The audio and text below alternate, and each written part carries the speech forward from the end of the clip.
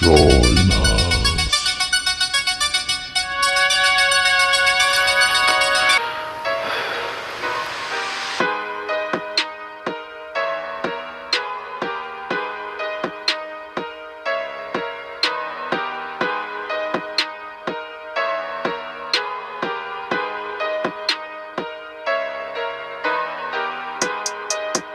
They used to call me Crazy Joe, but now they can call me Batman. What up? Welcome back to the Necro Zoo. I am Bones. And in this one, let's go ahead and add one more figure to my McFarlane DC Multiverse collection. Now this time it will be Shazam, also known as Captain Marvel, also known as the Big Cheese. Now, not really a huge Shazam fan, but I do appreciate him. He is one of the, C-list, B-list heroes in the DC line. But of course, everybody has been looking for this figure. I did finally come across him, but actually like almost 2 weeks ago, or a little more than a week ago. And I did find two of them alongside a crap load of John Kent Superboys. I don't know what the deal is with that figure. I already bought 3 of those. I don't know what the big deal is, people should buy that figure. But anyways, was pretty lucky and excited to come across this guy at Walmart. Now he does look pretty childish in the packaging, but let's go ahead and take a closer look at it. But first, he does come with your standard black DC Multiverse stand. Now this is not really needed, but sometimes useful. He also comes with his data file card. On the front, you do have some source material. Taking a lunch break there. And on the back, you do have some information. Pretty sweet. I know I do not have to bring you guys up to date. This is Billy Batson. Whenever he calls out to Shazam, he transforms into a superhero. Now, as I said before, he's not really one of my top characters, but I'm happy to have a classic version of him in the collection. Now, he also does come with some pretty big alternate hands. That's a huge bitch! Now, these hands are like splayed open. They're just kind of ginormous.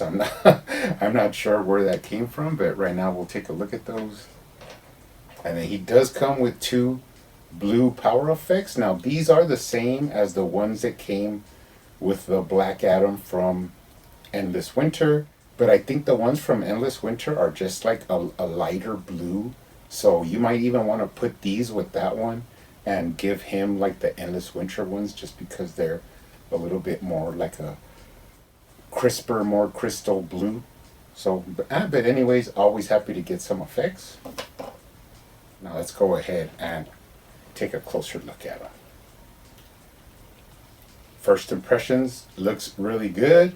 I'm sure a lot of people knew once we had received the infected Shazam that eventually we would get a comic version.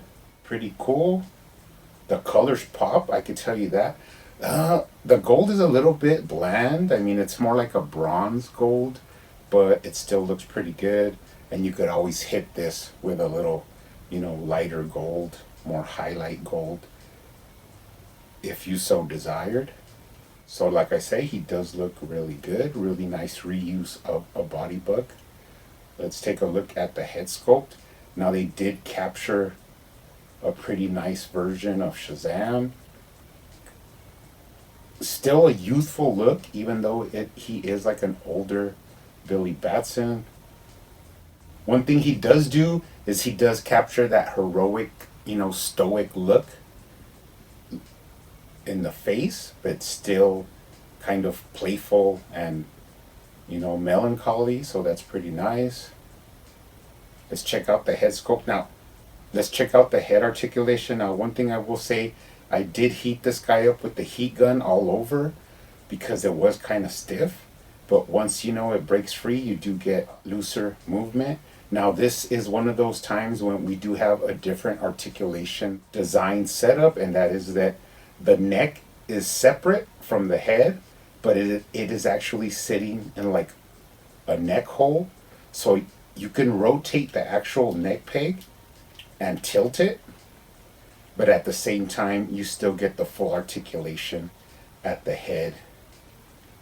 Now, this allows you to look down pretty well. You could also look up. You could probably look up higher if you were to mod it a little bit. But for right now, that's fine. You get a little bit of separation at the bottom of the neck. But you could kind of fix that if you hold the neck and then pull the head back easier. You do get right to left. And then, of course, you could still tilt his head for some character. Pretty awesome. Let's take a look at the waist articulation. You do have side to side. You do have that full swivel at the waist. Tilt-a-whirl. You do have a lower waist rotation and an upper chest rotation. You could twist him, get him in some cool poses.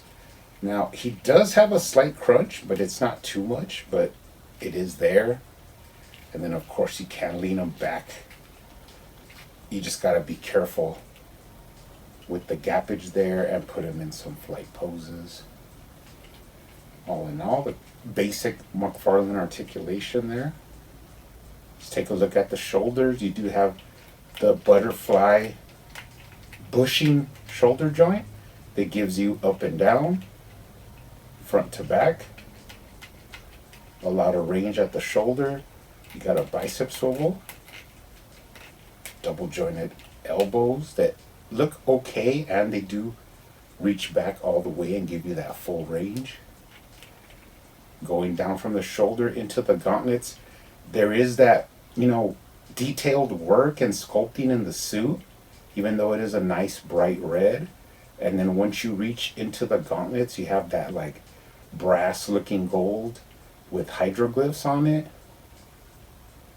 Going down into a classic McFarlane wrist ball and into some fists. And then of course you do get the range hinge at the wrist for full articulation. And of course on the right side you have the same thing. Let's check out the T-pose. Can get him in a pretty good T-pose. You could go up higher, but his cape kind of restricts a little bit. Still looks good. And you can go forward and lift his hands above his head. The cape will slightly move out of the way to let you get that pose.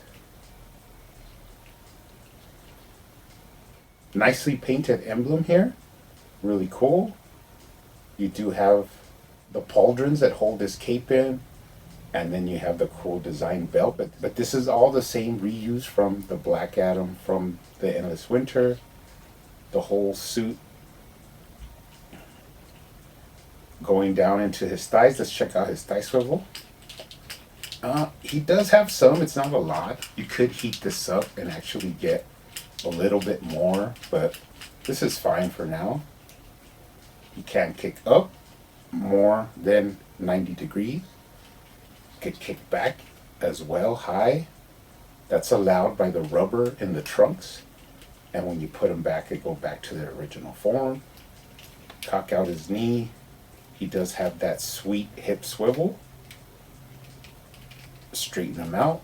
You got up at the boot, down, right to left,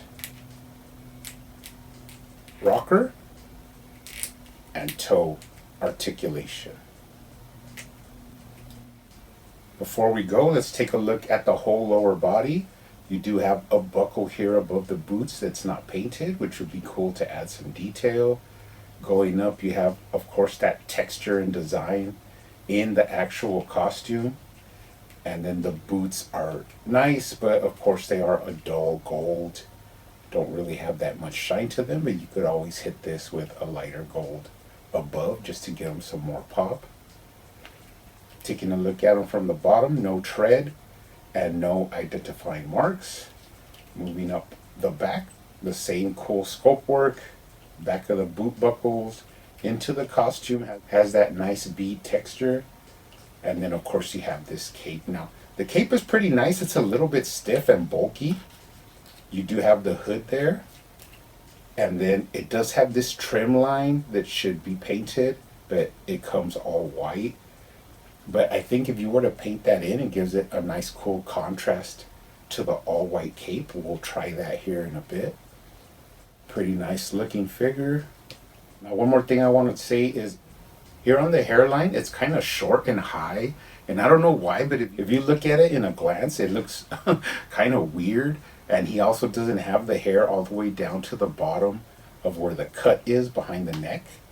So actually, first off, let's go ahead and bring out the DC Universe Classics Shazam, which I have. Pretty cool, awesome, classic Shazam figure.